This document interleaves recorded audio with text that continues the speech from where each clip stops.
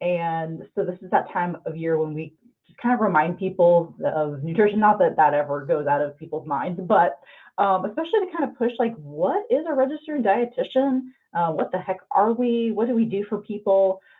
So we are folks that are interested in nutrition. We consider ourselves nutrition experts, and we go through, required college education training. We go through coursework. We have required internships, and I know for upcoming students now the requirement will add some extra college education requirements to get folks prepared before they sit down for their test to be a dietitian.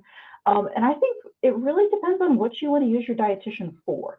So there's dietitians in hospital settings. So if you are someone who had maybe a heart attack and you are in the hospital for a couple of days as an inpatient, they may be checking on you. They may be advising the meals while you're in the hospital.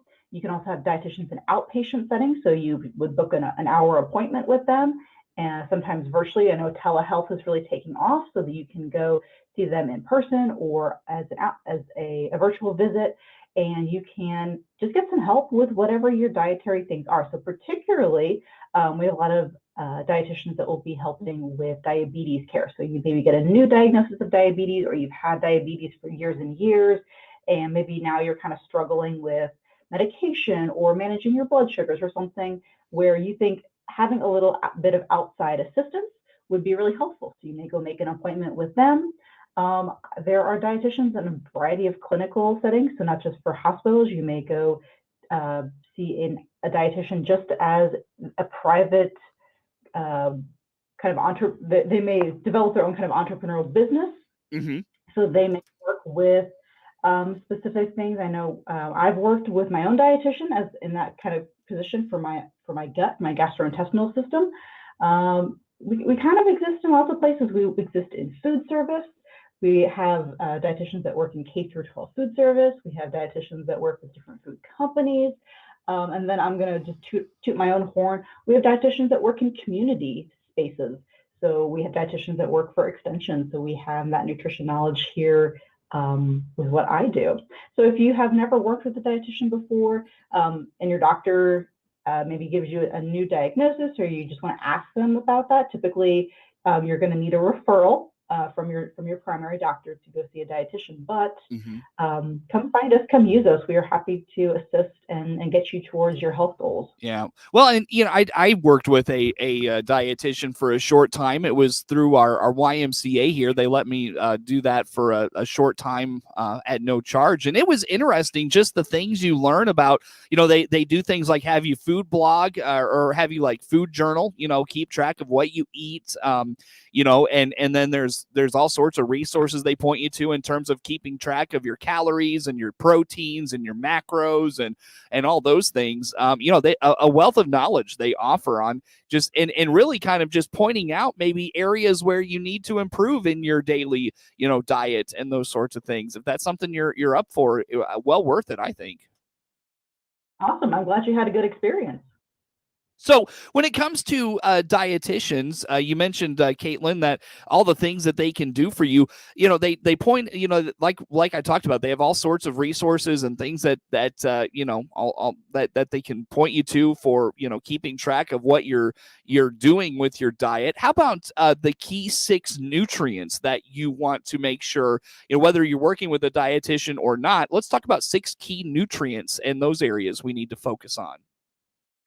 Yeah, I thought for National Nutrition Month, we could do just kind of a back to basics discussion real quick. So 6 nutrients. So for human bodies to live and grow and repair, we need 6 key nutrients. Now, of course, there are other things, and I'll mention those too, but at a very basic human body functioning level, we need 6 things. We need water. We need water regularly throughout the day. Water provides the 60-70% of our body. So it is a requirement for us to live. So we need water. We need vitamins and minerals. So those are things like sodium, potassium, vitamin C, vitamin A. There's a variety of different ones. They all play different functions in the body. So for example, a lot of the B vitamins, so B12, B6, thiamine, niacin, those are typically involved in how the body metabolizes food and creates energy for us. Vitamin D and calcium are involved in bone health. We've got vitamin A, which is important for our immune system. So there's a variety of different nutrients. And the way that we just get a variety in, besides taking a multivitamin, is we look at color in foods. When we're able to incorporate color, we tend to get more variety of vitamins and minerals, so we're able to cover our bases really well. We also want to include all the food groups. So if we are cutting out fruit or we are cutting out dairy, we may be missing out on some of those those vitamin and mineral amounts. And so if you have challenges where you're not able to maybe consume something like dairy, we would need to make sure that we can find you a substitute for the nutrients that are in cow's milk. So calcium, vitamin D, potassium, there should be phosphorus. So we would just need to double check. If you can't do a certain type of food, we just need to double check and look at, okay, how do we get these nutrients that are in that food that you're not able to eat or you're not interested in eating? Where else can we get those? So vitamins, minerals, water. And then the last three you brought up earlier, you hear them kind of trendy now. The term you hear is macros. So what's that short for is macronutrients. Macro just means big. So compared to vitamins and minerals, which we consider micronutrients because we need them in very small amounts, the macronutrients, carbohydrates, fats, and proteins are things that we need in relatively large quantities for a human body compared to our vitamins and minerals. And so fats are required for creating cell walls. They are in the body. They're required for helping transport and absorb certain nutrients. So some of our vitamins are considered fat soluble, which means they absorb better in the presence of fat. They provide help for hormones. Carbohydrates are the body's energy source. This is where the body prefers to get its energy from, is carbohydrates. So this includes simple sugars, so your honey in the morning, your table sugar, but also more what we call complex carbohydrates. This just means if you look at the chemical structure of that food, it's just got a lot more kind of densely packed carbohydrate units. So that would be things like potatoes, beans, pasta, where it's just considered a more complex. It takes more energy for the body to kind of break apart those chemical bonds. And then protein. Protein is required to help build muscles, help repair. So I know I cut myself the other day moving stuff around my office. So my body says, okay, we're going to send a little extra protein to that cut so we can repair that wound. And those are our top 6. So of course, there's way more we can go into, but I just want to give that refresher. So water, vitamins, minerals, and then our macronutrients, carbohydrates, fats, and protein. Yeah, well, and so, a couple of things. Our guest is Caitlin Mellendorf, nutrition educator, U of I Extension in DeWitt, Macon, and Piatt counties. Water, Caitlin, just not enough people drink the recommended water that they need in a day. We turn to things like soda. We turn to things like, sugary drinks, Gatorade perhaps, or others like it, thinking, oh, that will hydrate me and those sorts of things. And while it might, there's a tremendous amount of sugar in those as well. We all need probably to drink more water, myself included. And yes, and you're right. Those foods, those drinks do contain water, but you're right, they do have extra things. So for most people, and you may have heard the old adage of 8 glasses of water per day, which is really challenging to apply to everybody because smaller bodied people like kids are not going to be able to tolerate 8 glasses of water, whereas maybe really large bodied people or people that are working construction during the summer and they're outside and they're just sweating gobs and gobs, they're going to need a whole lot of extra water. So one really good way to look at your hydration status is through urine. So if your urine is a dark kind of yellow or even kind of a brown color, definitely you need more hydration throughout your day. But yeah, plain water is of course great. If you tolerate the extra caffeine, or you can always do decaf, you can include tea and water. Unsweetened can be really helpful if you don't mind that kind of bitter taste that coffee and tea can have. Fruits that contain water, so watermelon is probably the big one there. If you just really, I know a lot of people struggle just with the taste of plain water. So that's where things like the little drops that you can squeeze into water to add some flavor. You could do a couple of lemon or citrus slices in your water to soak for a bit to get some flavor. There's all sorts of ways to kind of add extra water. Yeah, going, low sugar would be better, especially during like hot summer days. But if that helps you drink some water, that's great. But yes, if you're relying most of your water intake on sports drinks or sodas, definitely consider how can I swap out maybe just for a week, see how I feel if I swap out one soda or one sports drink with just plain water through that week. See how you feel if doing that once a day, just for a week. Just kind of see, do you feel any difference? Do you feel better? And if so, great, that may be a good addition for you. Yeah, anytime I'm fatigued or run down, I tend to think I probably just need to drink a couple bottles of water and see how I feel when I'm done there. But the other one, Caitlin, was vitamins, and I'm a religious vitamin supplement taker, and so I was looking at the multivitamin as you were talking there. I was looking at the multivitamin that I take, and was kind of amazed at what is all in it and the percentage of the recommended daily value that it brings for some of those minerals. How about just like the idea of a multivitamin or just vitamins in general? How about that? So I always push foods first. So if you're able, get your vitamins and minerals through the foods that you eat. But sometimes you need a little extra support, or you may have a challenge. Maybe you are not able to eat some foods for a time, so maybe you've gotten a cold and just foods don't sound very good, or there's many reasons where you might want that additional support through a supplement like a multivitamin. But yes, we could have a whole other discussion on that, on what to look for in supplements. So typically you don't want to go over the 100% daily value for vitamins and minerals. However, a lot of multivitamins do have certain nutrients that go over that. And so just be aware of that. If you are like, oh, this has 100 or 200 or 300% of the daily value for that certain vitamin or mineral, you may want to see, is there a different brand that I can buy that kind of lowers that? But also think about other places that you get supplemental vitamins and minerals, which I always think of breakfast cereal.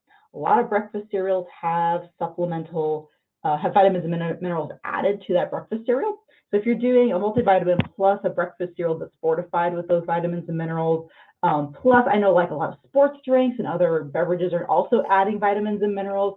Depending on the vitamin and mineral, you might just be peeing out the extra. But for some of our vitamins, those will get stored in the body, and they can accumulate over time. So you might start to see ill effects from that accumulation over time in certain vitamins and minerals. So lots of food for thought, I think, today. Pun intended, right? Yes. But no. A good pun. Yes. Caitlin, where do folks go to learn about all of the things we've talked about here for this morning, including the 6 nutrients we need and perhaps working with a registered dietitian? Where do folks learn more about those things through the extension? Actually, I'm going to send people out of extension just for this to kind of learn more about dietitians.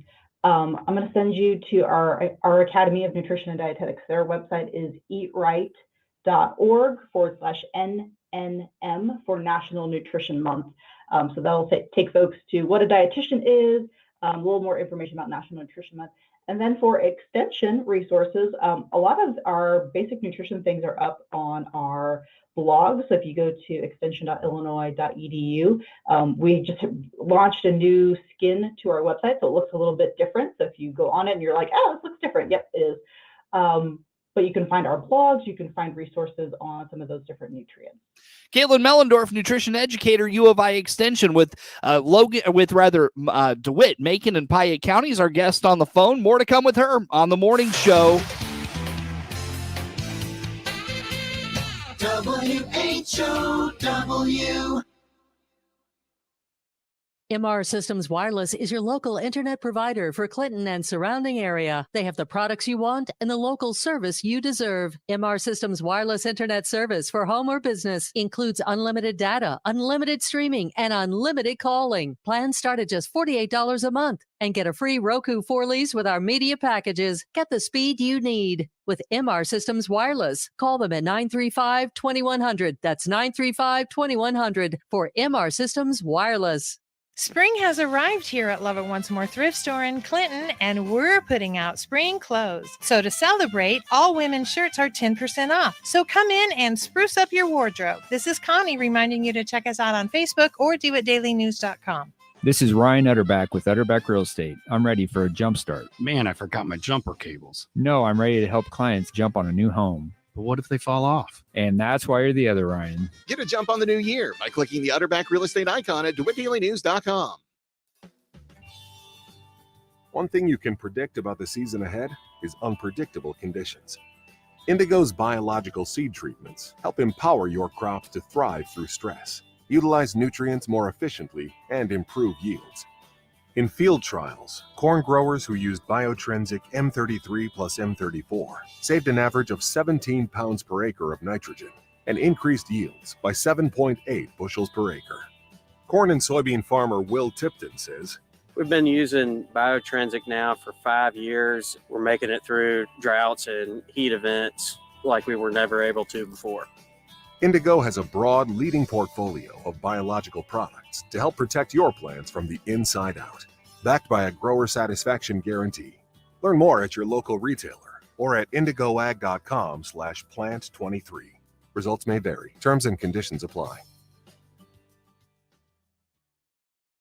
Your friend in Central Illinois, WHOW. Once again, a good morning. Thanks for being with us. I'm your host today, Seth Lawrence. Caitlin Mellendorf, nutrition educator with the U of I Extension, our guest on the phone. Caitlin, let's talk about spring cleaning our refrigerators, freezers, pantries. I could do all of these things right now and would probably make a world of difference. What should we be looking out for with some of these cleaning ideas? Yeah, happy almost spring. I'm so excited that we have more light during the day. But yeah, it's that kind of spring cleaning. I know a lot of people think of spring cleaning like opening up the windows and cleaning carpets and all those things, but you can also do the same thing for your kitchen. So as you said, your refrigerators, your pantry space, your freezer. So when you go to buy product, so let's start with, you have the product just on your grocery shopping list and you go grab something new, you're going to see different dates on it. So sell by, best if used by, and they all mean something, but I know a lot of people use them kind of interchangeably. Like a sell by seems like the same thing as a use by, and they do have some differences. So a sell by is actually for the grocery store or the store where you're buying that. It tells them how long to display the product on the shelf.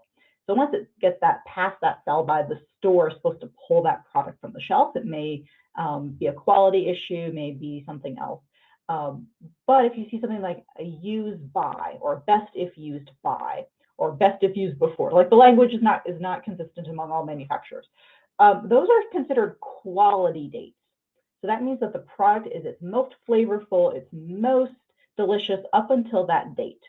After that point, the product is still safe to eat, but just know that the quality is going to start to decline. So for example, if you buy a boxed mac and cheese, the quality of that mac and cheese is going to be peak best quality up until that date. And then after that date, you can still eat that mac and cheese. Just know that, a month, 2 months, 6 months down the line, the product just may not taste as good, but it would still be safe to eat. All things considered, that you don't see mold or off smells or anything like that.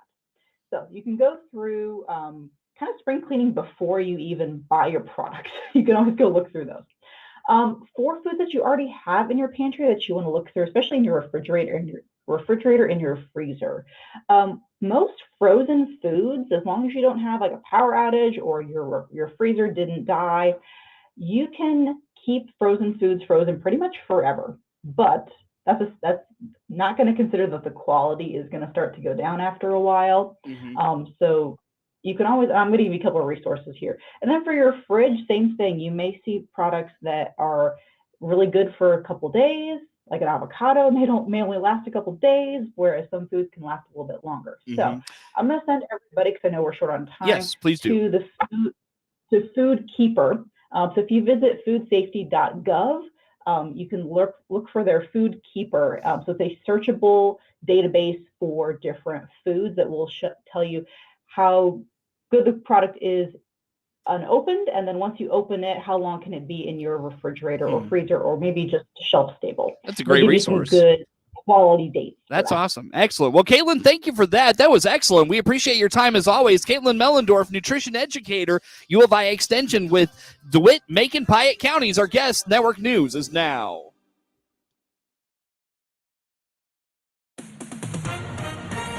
With SRN News, I'm Rich Thomason in Washington. President Biden will take